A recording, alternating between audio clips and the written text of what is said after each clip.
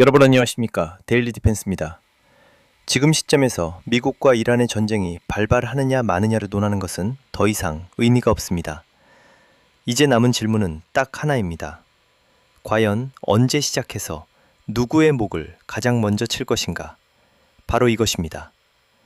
주류 언론들은 에이브러햄 링컨 항공모함이 어디에 배치됐고 전투기가 몇 대가 갔는지에만 열광하고 있습니다. 하지만 진짜 소름 돋는 시그널은 화려한 항공모함 뒤에 숨겨진 그림자 속에 있었습니다. 최근 싱가포르 말라카 해협을 아주 조용히 통과한 미 해군의 배 한 척이 포착됐습니다. 미사일 한 발 쏘지 못하는 덩치 큰 깡통배처럼 보이지만 사실 이란 최고 지도자 하메네이가 가장 두려워해야 할 대상은 핵폭탄을 실은 전투기가 아니라 바로 이 배입니다. 왜냐하면 이 배의 목적은 전면전이 아니라 특정 인물만을 골라내서 제거하는 참수작전 지원에 특화되어 있기 때문입니다. 오늘 방송에서는 단순히 미군이 얼마나 많이 갔는지를 나열하는 지루한 브리핑은 하지 않겠습니다. 대신 미국이 왜 하필 이 시점에 특수작전 기지를 이란 코앞에 들이밀었는지, 그리고 이것이 하메네이 정권의 운명에 어떤 끔찍한 경고를 보내고 있는지 그 이면을 적나라하게 파헤쳐드리겠습니다. 남들이 보지 못하는 전장의 진짜 흐름을 놓치고 싶지 않으시다면 구독과 좋아요 부탁드리며 지금 바로 시작합니다. 지금 화면에 보이는 이 거대한 선박, 바로 미 해군의 원정 해상기지선 미겔 키스함입니다. 언뜻 보면 거대한 유조선이나 상선처럼 보일 수 있습니다. 강력한 위상 배열 레이더도 없고 수직 발사관에서 미사일을 뿜어내는 구축함도 아닙니다. 하지만 군사 전문가들이 항공모함보다 이 배의 이동 경로에 더 촉각을 곤두세우는 데는 그만한 이유가 있습니다. 바로 이 배가 움직인다는 것은 단순히 폭탄을 떨어뜨리는 공습이 아니라 적의 심장구를 도려내는 대규모 특수부대의 침투작전이 임박했다는 가장 확실한 신호이기 때문입니다.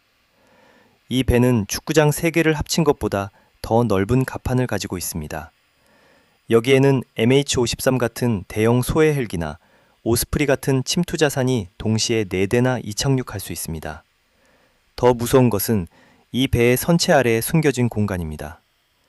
레이더에 잡히지 않는 스텔스 침투정이나 고속단정을 수십 척이나 싣고 다니면서 작전 지역 바로 앞바다에서 특수요원들을 은밀하게 투입시킬 수 있는 떠다니는 비밀 기지인 셈입니다.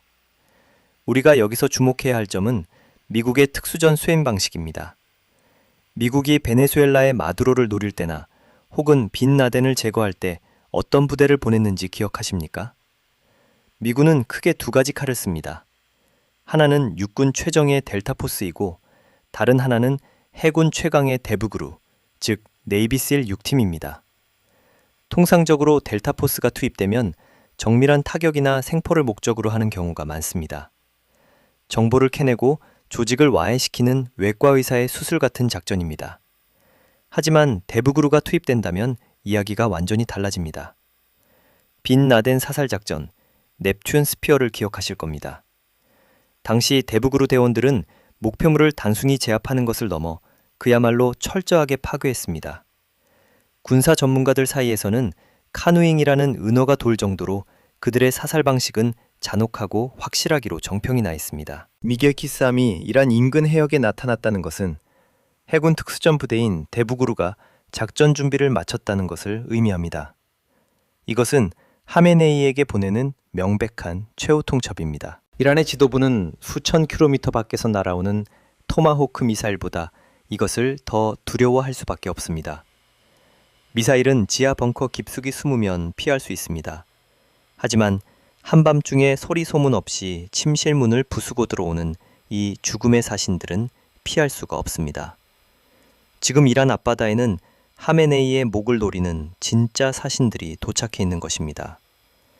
하메네이의 목을 노리는 칼날이 미겔 키스함이라면 그 칼날이 안전하게 들어갈 수 있도록 불길을 열어주는 거대한 망치가 있습니다. 바로 요르단 모아파크 솔티 공군 기지에 집결하고 있는 미 공군의 최정예 전력들입니다. 이 기지의 이름이 생소하실 수 있지만 지금 이곳은 중동에서 가장 뜨거운 화약고가 되었습니다. 가장 먼저 주목해야 할 것은 버몬트 주 방위군 소속의 F-35A 스텔스 전투기들이 이곳으로 전진 배치되었다는 사실입니다. F-35가 왔다는 것은 단순히 하늘을 지배하겠다는 뜻이 아닙니다. 이들의 주 임무는 적의 눈을 멀게 하는 것입니다. 이란의 방공망 레이더를 마비시키고 S-300 같은 지대공 미사일 시스템을 무력화시켜 후속 부대가 안전하게 진입할 수 있는 죽음의 통로를 여는 역할입니다. 그 통로가 열리면 곧바로 F-15E 스트라이크 이글이 투입됩니다. 이 전투기는 공중전보다는 지상의 목표물을 타격하는 데 특화된 전폭기입니다. 지하 깊숙이 숨겨진 이란의 미사일 기지와 지휘 벙커를 산산조각 낼 수 있는 벙커버스터를 가득 싣고 출격 대기 중입니다. F-35가 문을 따고 F-15E가 건물을 부수는 셈입니다. 하지만 진짜 공포는 따로 있습니다. 바로 A-10 썬더볼트 공격기, 일명 탱크 킬러의 등장입니다. 혹자는 구형 기체를 왜 가져왔느냐고 묻지만 A-10의 존재 이유는 명확합니다. 1991년 걸프전 당시 이라크군을 괴멸시켰던 죽음의 고속도로 사건을 기억하십니까?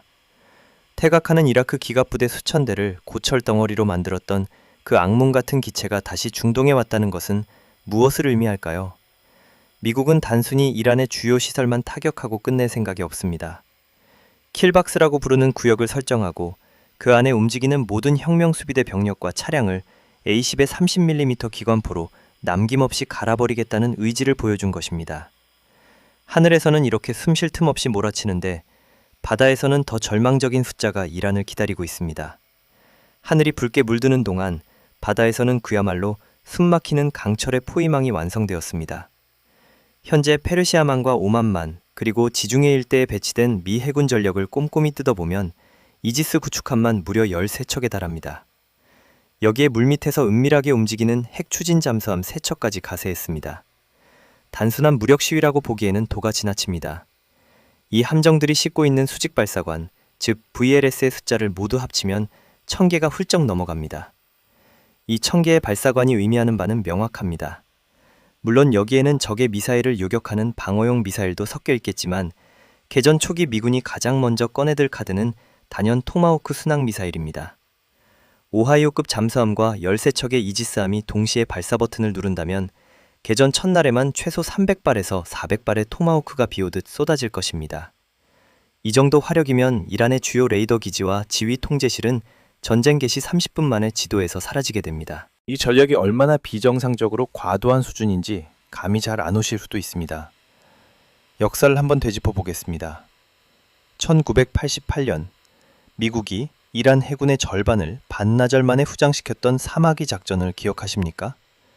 당시 미군은 지금 전력의 10분의 1도 안 되는 몇 척의 군함만으로 압도적인 승리를 거뒀습니다. 엔터프라이즈 항공모함 함재기 몇 대와 구축함 몇 척이 이란의 호위함 사안드호를 고철 덩어리로 만드는 데는 1시간이면 충분했습니다. 그런데 지금은 그때와 비교조차 할 수 없는 무려 20배가 넘는 화력이 집결했습니다. 이것은 전쟁을 해서 이기겠다는 배치가 아닙니다. 아예 반격할 생각조차 하지 못하게 짓밟아 버리겠다는 압살의 의지입니다. 과거 이라크를 전면 침공했을 때조차도 해군 전력이 이렇게 좁은 구역에 이 정도로 밀집되지는 않았습니다. 바다 위에는 1000개의 미사일이 겨누고 있고 물밑에서는 핵 잠수함이 숨을 죽이고 있습니다. 이란 해군은 항구를 떠나는 순간 용궁행 티켓을 끊는 것이나 다름없습니다. 외부의 적들이 이렇게 시시각각 목을 조여오는데 정작 이란 내부에서는 기가 막힌 일들이 벌어지고 있습니다. 나라가 망하기 직전인데 지도부는 권력 다툼에 눈이 멀어 있습니다. 이란이 벼랑 끝으로 몰리고 있는 이 절체절명의 순간에 이란 내부에서는 도저히 이해할 수 없는 기괴한 일이 벌어지고 있습니다. 최근 이란 외무장관 아라그치가 혁명수비대와 정규군 지휘관들을 불러 모아 작전 브리핑을 받는 장면이 공개되었습니다. 이란의 권력 구조를 아는 사람이라면 이 사진 한 장에 담긴 의미가 얼마나 심각한지 단번에 알아차렸을 것입니다. 이란은 신정 일치 국가입니다. 모든 군 통수권은 알리 하메네이, 즉 최고 지도자에게 있습니다. 행정부의 수반인 대통령조차 군사 문제에 대해서는 제한적인 권한만 가질 뿐입니다. 하물며 외교를 담당하는 장관 따위가 감히 군복 입은 장군들을 앉혀놓고 전쟁 계획을 보고받는다. 이건 정상적인 국가라면 있을 수 없는 하극상이거나 아니면 최고 권력 공백 상태를 의미하는 비상 신호입니다. 지금 이란의 대통령 페제시키안은 온건파로 분류되는 인물입니다. 그는 서방과의 협상을 통해 경제 제재를 풀고 싶어 합니다. 하지만 실권은 그에게 없습니다. 오히려 강경파인 아라그치 외무장관이 대통령을 제치고 군부를 장악하는 듯한 행보를 보이고 있습니다. 심지어 페제시키안 대통령의 측근들이 간첩 혐의로 줄줄이 체포되는 숙청바람까지 불고 있습니다. 적이 문 앞까지 쳐들어왔는데 집안에서는 서로 총질을 해대고 있는 꼴입니다. 이것은 하메네이의 통제력이 예전 같지 않다는 반증일 수도 있습니다.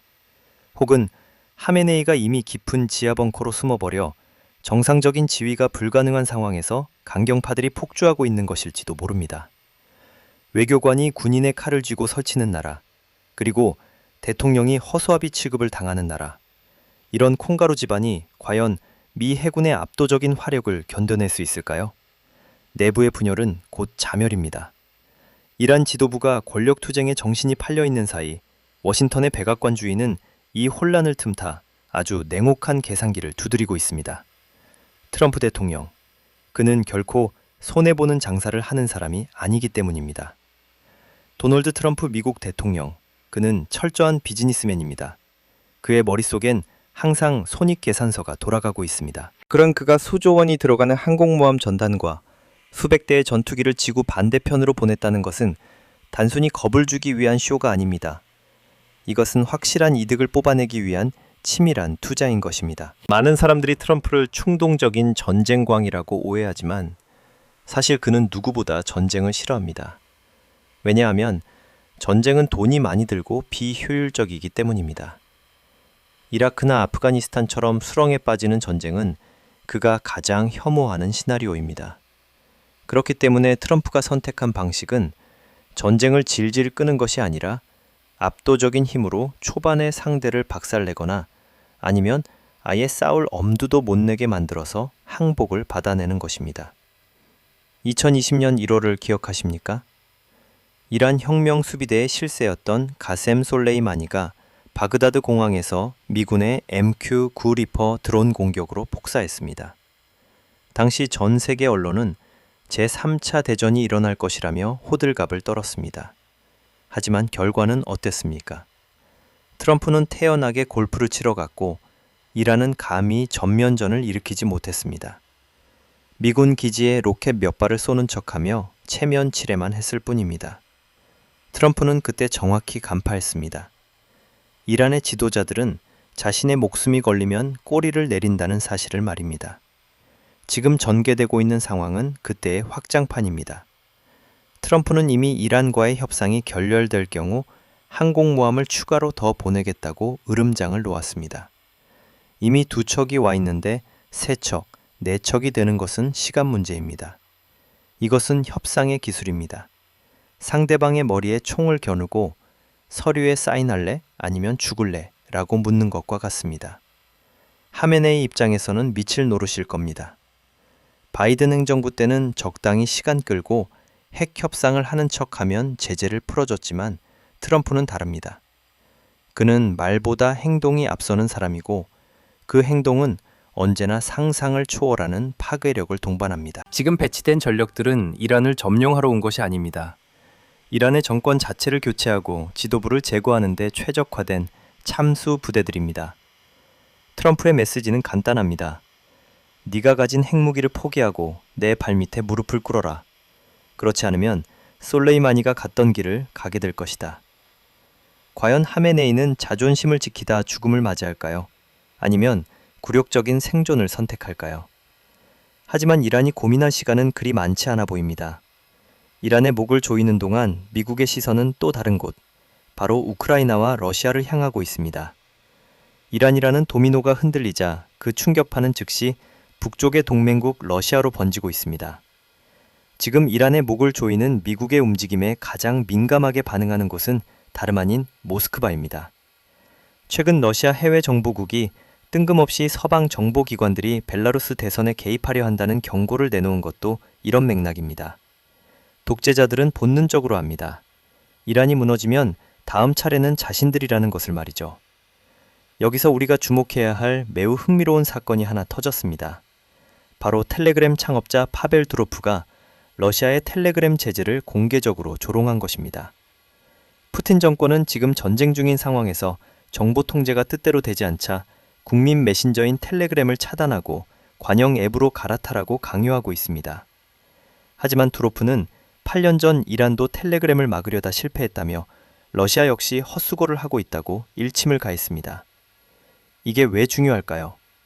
현대전에서 스마트폰 앱 하나가 핵무기보다 더 무서운 무기가 될 수 있기 때문입니다.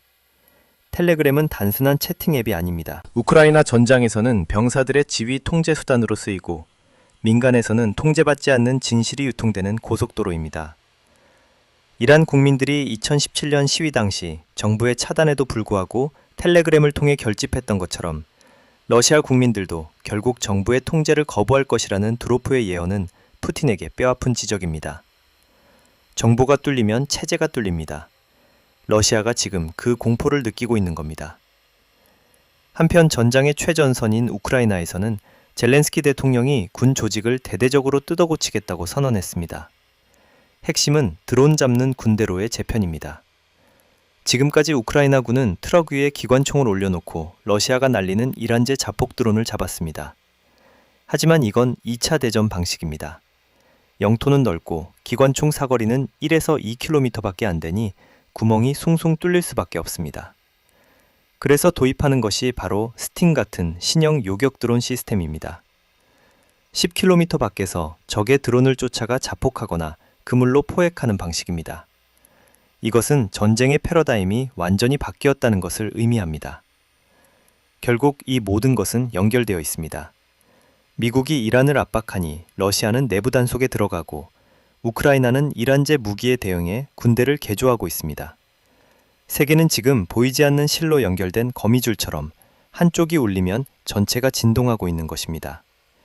그런데 이 진동이 가장 격렬하게 느껴질 곳, 바로 이란의 마지막 선택지는 과연 무엇일까요? 하지만 우리가 간과해서는 안 될 무서운 시나리오가 하나 있습니다.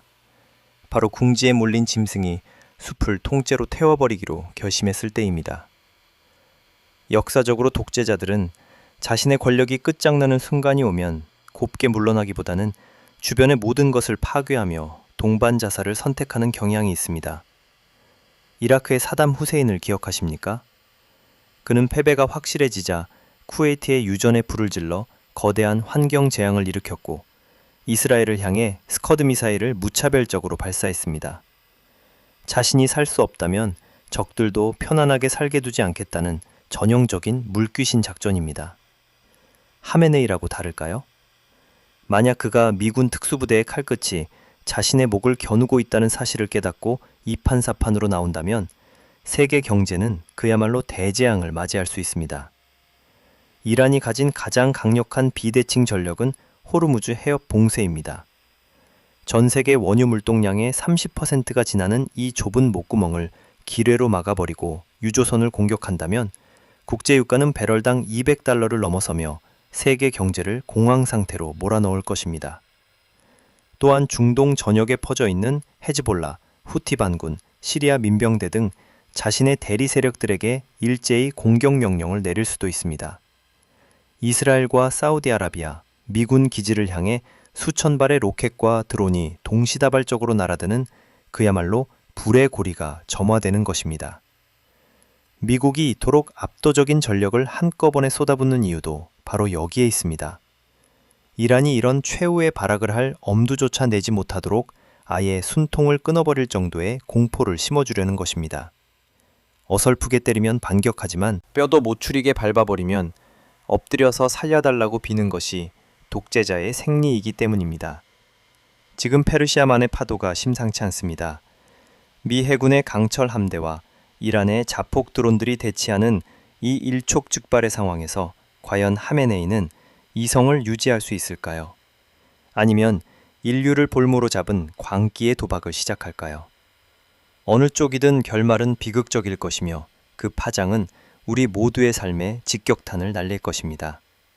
오늘 우리는 미국이 이란을 향해 던진 거대한 그물, 그 중에서도 가장 치명적인 독침인 미겔 키스함과 특수부대의 움직임을 추적해 보았습니다. 이번 사태를 단순히 미국이 항공모함을 보냈다 정도로만 해석하신다면 큰 오산입니다. 지금 배치된 전력의 조합, 특히 참수작전 지원함과 대규모 특수전 자산의 이동은 미국의 목표가 단순한 군사적 응징을 넘어 정권 교체 혹은 지도부 제거라는 가장 극단적인 시나리오까지 염두에 두고 있음을 시사합니다. 정치인들은 카메라 앞에서 평화를 이야기하고 외교적 수사로 진실을 가립니다. 하지만 전장에 배치된 무기들은 결코 거짓말을 하지 않습니다. 1000개의 미사일 발사관과 침투용 스텔스 선박들이 가리키는 곳은 단 하나, 테헤란의 가장 깊은 곳입니다. 소리 요란한 빈수레가 아니라 침묵 속에서 다가오는 사신의 그림자가 진짜 공포인 법입니다. 과연 하메네이는 다가오는 사신의 발자국 소리를 듣고 있을까요? 아니면 권력의 환각에 빠져 파멸의 버튼을 누르게 될까요? 다음 주는 아마도 중동의 운명을 가를, 그리고 세계 경제의 향방을 결정지을 가장 긴 일주일이 될 것입니다.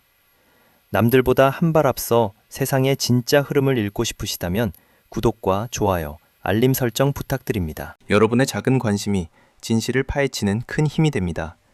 시청해 주셔서 감사합니다. 본 방송에서 제공하는 정보는 군사 전문 자료와 공개된 정보, 그리고 주요 외신 보도를 바탕으로 제작진의 주관적인 분석을 더해 구성한 것입니다. 이는 시청자 여러분의 이해를 돕기 위한 참고자료일 뿐이며 특정 국가나 단체에 대한 적대 행위를 조장하거나 투자를 권유하는 목적이 아님을 분명히 밝힙니다. 국제 정세는 시시각각 변동하며 실제 상황은 방송 시점과 다를 수 있습니다. 따라서 본 방송의 내용을 근거로 한 개인의 투자나 정치적 판단에 대해서는 전적으로 본인의 책임이며 제작진은 이에 대해 어떠한 법적 책임도 지지 않음을 알려드립니다. 현명하고 비판적인 시각으로 정보를 수용해 주시기를 당부드립니다.